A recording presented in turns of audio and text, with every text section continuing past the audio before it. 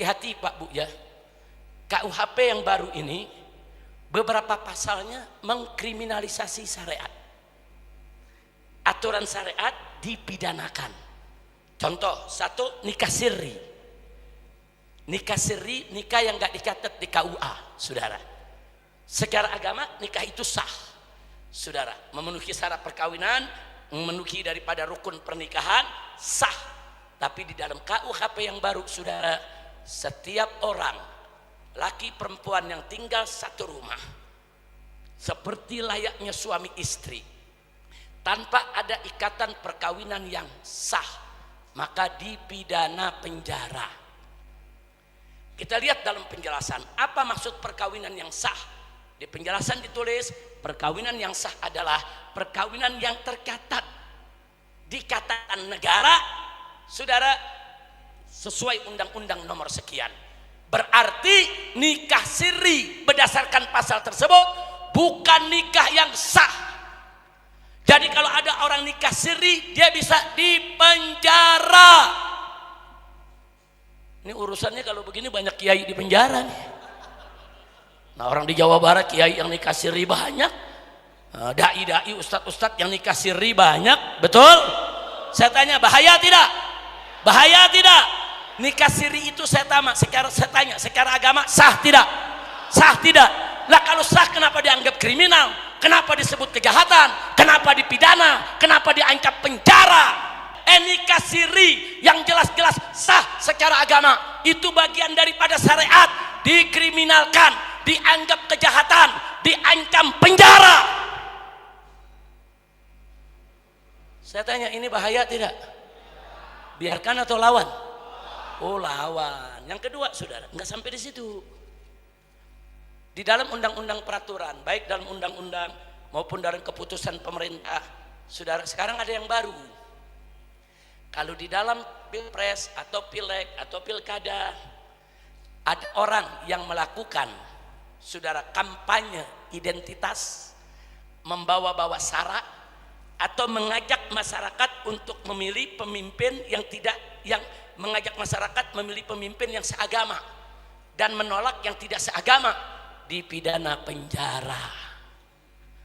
Jadi ingat 2017 saya di Jakarta, saya serukan umat Islam, jangan pilih pemimpin kafir. Haram umat Islam memilih pemimpin kafir. Kita bawakan ayat Qur'annya, kita bawakan hadisnya, kita sampaikan di mimbar-mimbar. Nah, mereka pengalaman itu, mereka nggak mau itu terulang. Jadi mereka pengen besok kalau pilpres Indonesia calonnya yang satu Islam, yang satu kafir, nggak boleh lagi ada yang mengajak jangan pilih calon kafir. Kalau ada yang bicara begitu, tangkap. Bahaya tidak? Oh, saya nggak peduli, mau ditangkap tetap saya teriak, umat Islam haram pilih pemimpin kafir. Ini urusan agama, saudara. Ini urusan syariat. Urusan penjara nggak penjara itu nomor 2. Nah, yang begini nih pasal jahat. Itu umat Islam dilarang memilih pemimpin kafir, itu aturan Quran. Berarti syariat bukan? Syariat, kok syariat mau dipenjara? Kok syariat dianggap jahat? Kok syariat dikriminalkan? Hati-hati, saudara. Yang ketiga, cukup 3 saja, saudara. Banyak kalau saya mau sampaikan. Yang ketiga, zina dan kumpul kebo, saudara, itu dijadikan delik aduan, bukan delik umum. Artinya, kalau ada yang berzina atau ada yang kumpul kebo, itu harus ada yang melapor dari keluarganya. Siapa keluarganya? Istrinya atau suaminya, saudara, atau bapaknya atau ibunya atau anaknya. Hanya ini yang boleh melapor. Di luar ini nggak boleh melapor. Jadi kalau tetangga kita nanti ada kumpul kebo, RT nggak bisa ngelapor, RW nggak bisa ngelapor, lurah nggak bisa bertindak. Kenapa? Bukan keluarganya.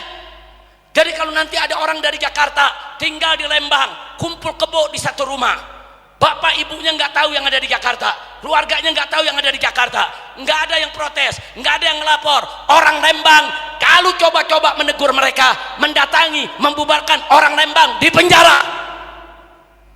Bahaya tidak? Kurang ajar, saudara.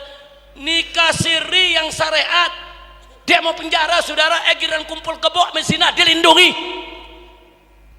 Ini aturan apa? Pemimpin Indonesia, Bapak Presiden, anggota DPR, ittaqullah, takutlah kalian kepada Allah. Ini Indonesia negara mayoritas muslim terbesar di dunia.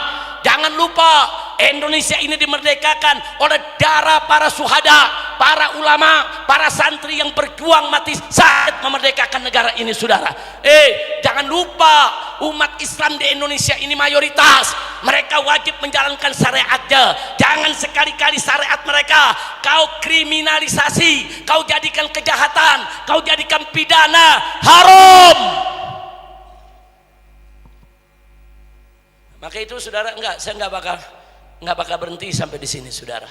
Walaupun usia saya sudah lanjut, sudah umur 60 lebih, tapi dalam urusan amar ma'ruf nahi munkar saya nggak bakal berhenti. Sallu ala nabi. Nggak boleh kita berhenti, saudara.